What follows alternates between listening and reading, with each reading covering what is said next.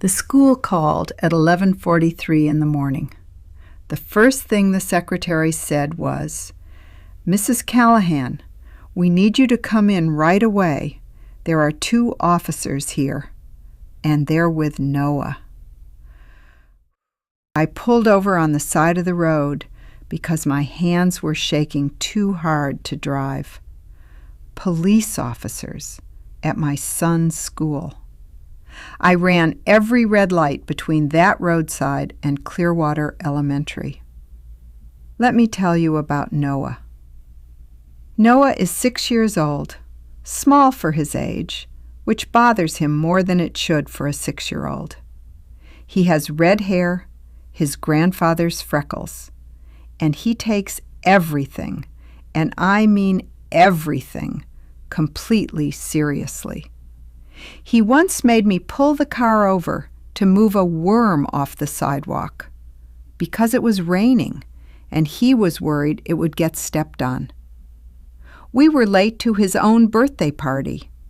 He cries at commercials, not sad ones, any commercial where someone is surprised by something good. A soldier coming home, a dad at a recital, a grandmother opening a door. Noah cries at all of them, with absolutely no embarrassment whatsoever. His teacher told me at the first parent-teacher conference that Noah was the only child she had ever seen who answered the question, "What is your superpower?" with one word. Not flying, not invisibility, not super strength, noticing. She said she kept that worksheet. I told her I wasn't surprised. I arrived at the school in 11 minutes. The 2 officers were in the main office, young, both of them, and there was Noah, sitting in a chair by the door, dinosaur backpack on, looking completely calm. He saw me first. "Hi, Mom."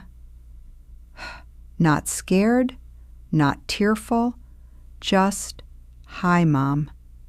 Like he was getting off the school bus. "Noah James Callahan," I said. "Are you okay?" "I'm fine," he said. Then quietly, with great seriousness, "I think I might be in trouble, though." One of the officers stood up and explained what happened. My son had been found in the parking lot of the grocery store across the street during school hours. He had crossed a 4-lane road alone. He had $43 in cash on him, and when they asked him what he was doing, he said he was buying flowers. I turned to Noah very slowly. He looked up at me with the expression I know best, the one that means he is about to explain something that makes complete sense to him, and he is prepared for the possibility that adults might not immediately understand. "Emma's mom died," he said. "Emma sits 2 seats from Noah in class. I knew this. I had seen the note in the school newsletter, the quiet, careful language schools use. The Rosario family is going through a difficult time. Please keep them in your thoughts." I had thought about it for a moment, felt sad for a family I didn't know well enough to call, and moved on. Noah had not moved on. "Her mom died in September," he continued. "Emma cried for the first week, and then she stopped crying, and that was worse." I felt something shift in my chest. She stopped talking at lunch. She used to talk a lot at lunch. She sat next to me and she talked about her dog and her Nintendo and her mom's cooking. She doesn't talk about any of that anymore. She just eats and looks at the table. One of the officers had gone very still near the window. "I didn't know how to fix it," Noah said. I asked Grandma what helps when someone dies, and she said flowers. She said when Pop died, people brought flowers, and it helped, because it meant someone was thinking about you, and you weren't alone. He reached into the front pocket of his dinosaur backpack and took out a small ziplock bag.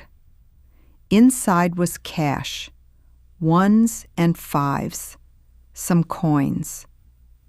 I saved my lunch money, he said.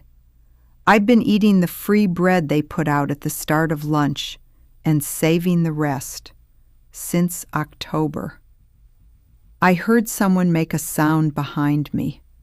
I turned around. His teacher was standing in the doorway, her hand over her mouth. 3 months, Noah continued. I had $43. I looked up flower prices at the library. $43 is enough for a good bunch. Not roses, because Grandma says roses are for romantic love. And this is a different kind. He looked at me. I was thinking something yellow. I turned away. Not because I was angry. I turned away because I did not want my 6-year-old to see my face. I looked at the wall. The science fair flyers, the lost and found notice, the kindergarten class photo. I found Noah in it immediately. Front row, serious face, not smiling for the camera like the other kids, looking at something just outside the frame, noticing something. Okay, I said. Okay. You cannot cross that road alone, ever. Do you understand me? Yes. That is the rule that never changes, no matter the reason. Yes, Mom. Good. I put my arm around him. Now, do you still have the $43? He held up the Ziploc bag. Then here's what's going to happen. After school, you and I are going to the flower shop on Clement Street, and we are going to pick out the best yellow flowers they have. And then we are going to drive to Emma's house, together, and you are going to give them to her. Noah looked at me carefully. You're not going to make me put the money back? That money has been Emma's for 3 months. We're just going to finish what you started. Something in his small face unlocked. The flower shop is run by a woman named Patricia. 22 years behind that counter. She has seen everything. She had not, she told us, seen this. Noah explained the situation with complete seriousness. Patricia listened with her hands folded on the counter.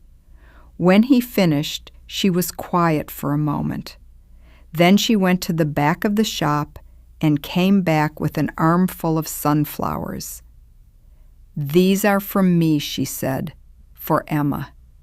She tied them with a wide yellow ribbon. She didn't charge us for the sunflowers or the ribbon. At the door, Noah stopped and turned back. Thank you, he said. Don't thank me, Patricia said. Come back and tell me how she is. Emma's father answered the door, a tired man, the particular tiredness that has nothing to do with sleep. Noah held out the flowers. These are for Emma. Her mom died, and I wanted her to know she's not alone, and someone is thinking about her. Mr. Rosario looked at this small, red-haired boy on his porch, holding an enormous armful of yellow flowers at 4 p.m. on a Wednesday. He took a slow breath. "Emma," he called, "can you come to the door?" Emma appeared, small, dark-haired. "These are for you," Noah said. "Yellow ones, not roses. Roses are for a different thing." Emma looked at the flowers for a long moment. Then she looked at Noah. "You sit next to me at lunch," she said. "Yes." "You've been quiet lately." Noah considered this. "I didn't know what to say, so I was just trying to be there." Emma took the flowers. She didn't say thank you.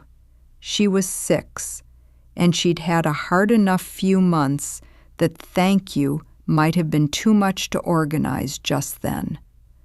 But she looked at Noah with those serious dark eyes, and she said, "I like yellow."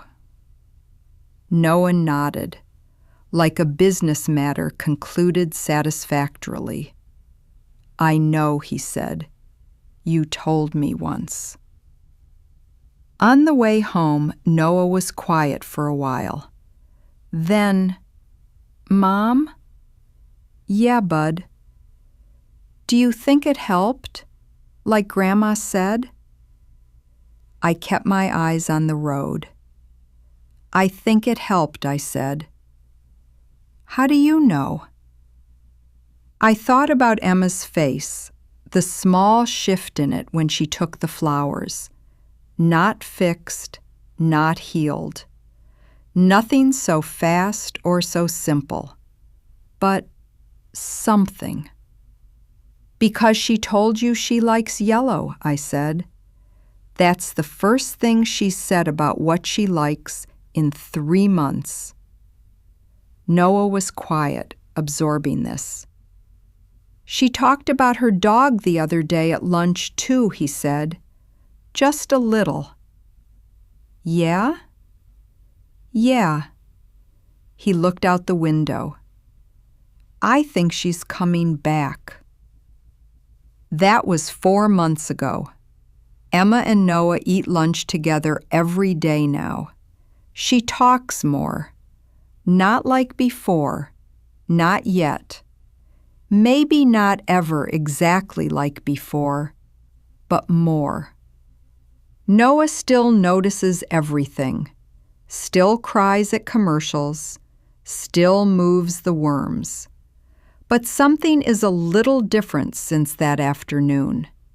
He walks into school like someone who knows that noticing is not just something you feel, it's something you do, something that costs something. 3 months of bread-only lunches, $43 in a ziplock bag. Worth every penny. Last week, Emma gave Noah something at lunch. He brought it home and put it on the windowsill of his bedroom, where he keeps his important things. It was a drawing. Crayon, the way 6-year-olds draw. 2 small figures standing next to each other, one with red scribbled hair, one with dark. And above them, drawn in careful yellow loops, sunflowers. Underneath, in wobbly first-grade handwriting, "My friend Noah. He noticed." He noticed. He always does.